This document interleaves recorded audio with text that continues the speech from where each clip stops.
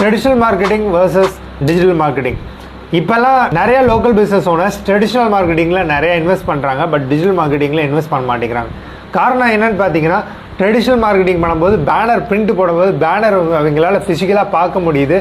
அதுவே digital marketing பண்ணும்போது அதோட ரீச் என்ன அப்படின்றது தெரியறதில்ல. பட் கம்பேரிட்டிவ்லி பார்த்தீங்கன்னா ட்ரெடிஷ்னலை விட இப்போ கரண்ட் சுச்சுவேஷன் 2023ல் நீங்கள் டிஜிட்டலில் அதிகமாகவே பீக் ஆக முடியும்.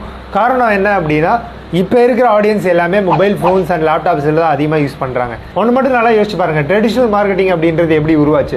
மக்கள் எங்கே அதிகமாக பார்க்குறாங்களோ, எங்கே அதிகமாக டைம் ஸ்பெண்ட் பண்ணுறாங்களோ அந்த இடத்துல மார்க்கெட்டிங் பண்ணனால தான் ட்ரெடிஷ்னல் மார்க்கெட்டிங்கை உருவாச்சு.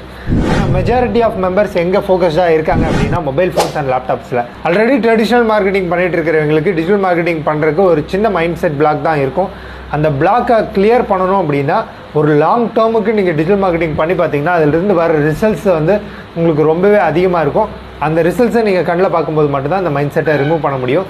அந்த மைண்ட் செட் வர வரைக்குமே நீங்கள் ஒரு ரிஸ்க்கை எடுத்து தான் ஆகணும். நீங்கள் ஒரு சக்ஸஸ்ஃபுல் பிஸ்னஸ் ஓனராக இருந்தீங்கன்னா ரிஸ்க் அப்படின்றது டே டு டே லைஃப்பில் நீங்கள் டெய்லி ஃபேஸ் பண்ணுற ஒரு விஷயம். ஸோ இந்த ஒரு ரிஸ்க்கையும் எடுத்தீங்க அப்படின்னா கண்டிப்பாக உங்களால் க்ரோ ஆக முடியும். ஒரு குயிக் நோட் சொல்லணும் அப்படின்னா, டிஜிட்டல் மார்க்கெட்டை செலக்ட் பண்ணும்போது ஒரு கரெக்ட் பர்சனை செலக்ட் பண்ணுங்கள். ஏன்னா ராங் டிஜிட்டல் மார்க்கெட்டிங் பர்சனை செலக்ட் பண்ணிங்கனாலும் உங்களோட இன்வெஸ்ட்மெண்ட் வேஸ்ட் ஆகிறதுக்கான வாய்ப்பு இருக்குது.